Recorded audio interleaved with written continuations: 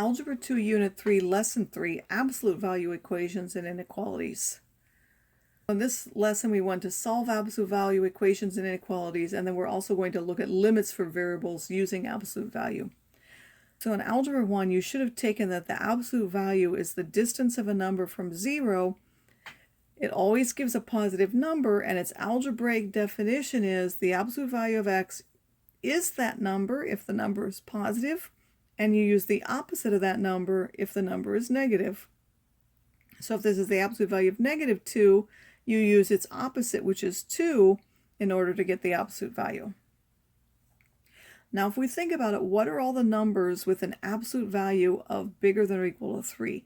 Well, there are all the numbers bigger than 3, but then for the -3, it's all the numbers less than that, which have an absolute value of more than 3.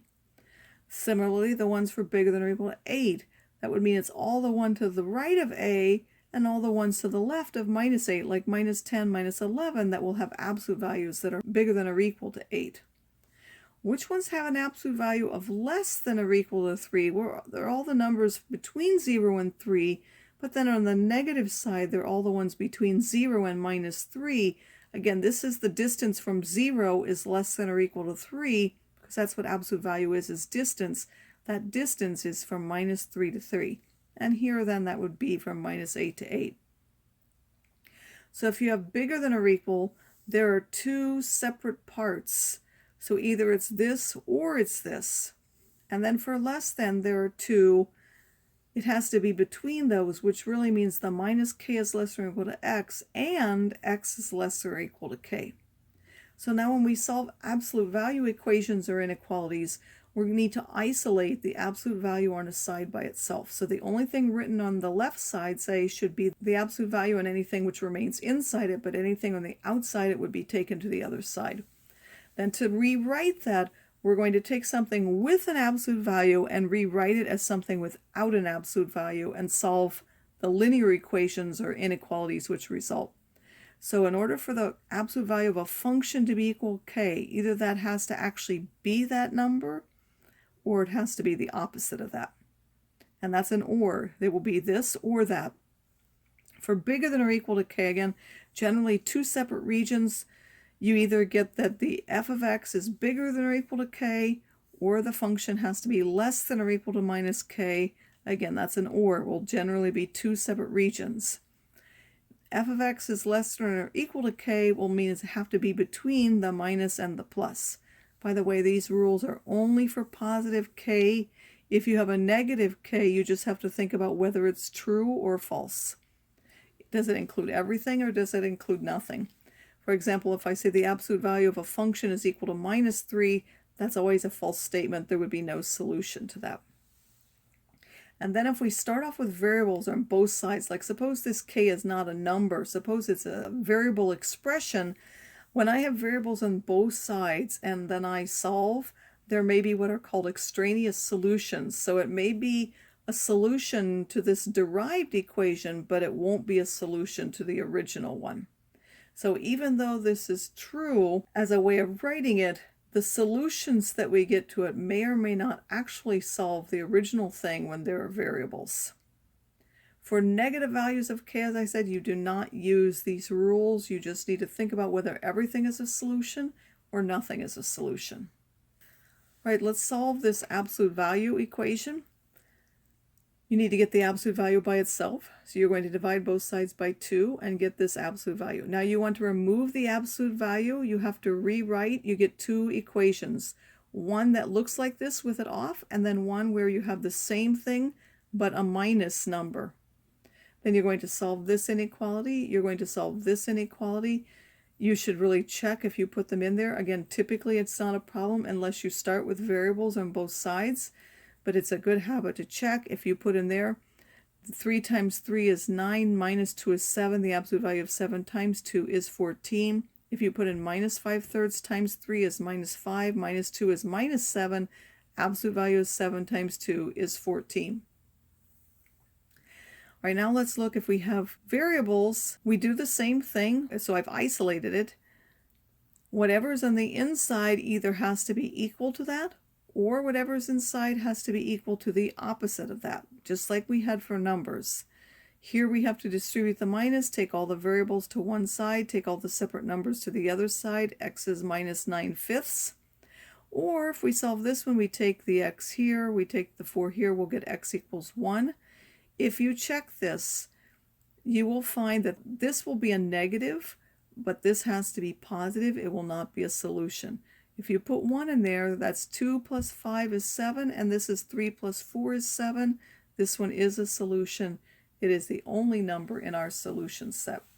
For the inequalities, we not only want to solve them algebraically with symbols, but we also want to show their solution set on a graph.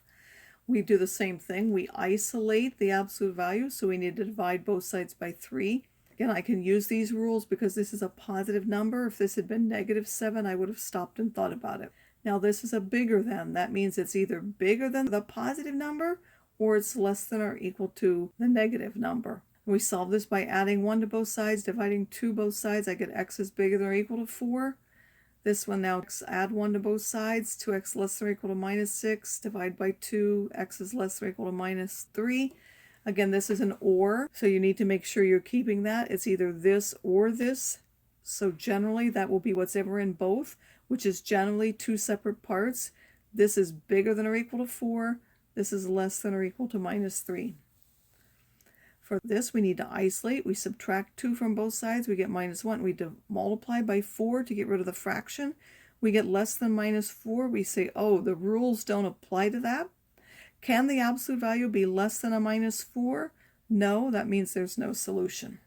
So always double check that you can actually use those rules for absolute value. They apply only when this number is positive, not when it's negative. And finally, the last thing we want to do is, for example, if you're manufacturing something and you have, say, I don't know, a screw that needs to fit into a bolt, there's a certain size that screw is supposed to be, but if it's off by a little bit, it might be okay, but if it's off by too much, it won't fit. So in manufacturing, there's usually some tolerance for what it can be. And there could be tolerance for other things as well, besides just manufacturing, but that's the easiest one to think of. If I say the quantity x is within t of d, so this quantity x could be like height. Again, this stands for the variable. And this is how much it has to be within of d. D is the amount you want it to be. So for example, I might say this is supposed to be a 9mm bolt. Well, t is how much you could be off by that and still fit or be acceptable. So for that to be within that amount is an absolute value of expression. The difference between x and the desired has to be less than or equal to t. That's what that means, and that's what I would call a statement of tolerance.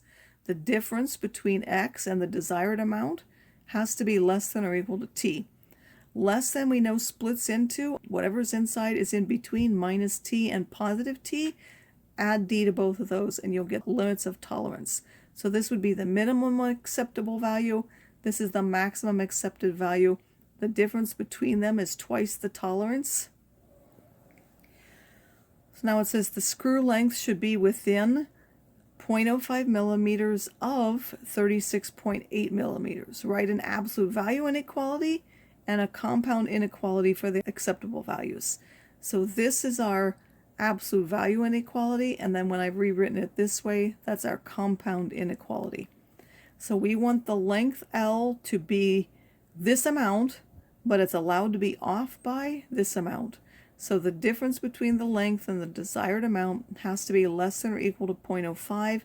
That means it's between the minus and the plus, and then I would add that 36.8 to each part to give that the length has to be between 36.75 and 36.85. Now, could you perhaps do that in your head? Yes, but I want you to be able to write both sets of inequalities.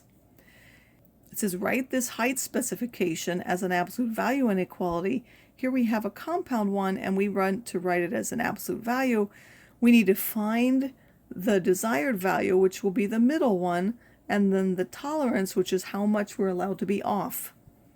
So the difference between here is 4. The tolerance would be half of that, which is 2. And then The middle number in between 6.3 and 10.3 is 8.3. That's the desired number. So if h is our height, then the difference between height and the middle value, 8.3, has to be less than or equal to 2, because this is 2 bigger than that and that's 2 smaller than that. That's how much we're off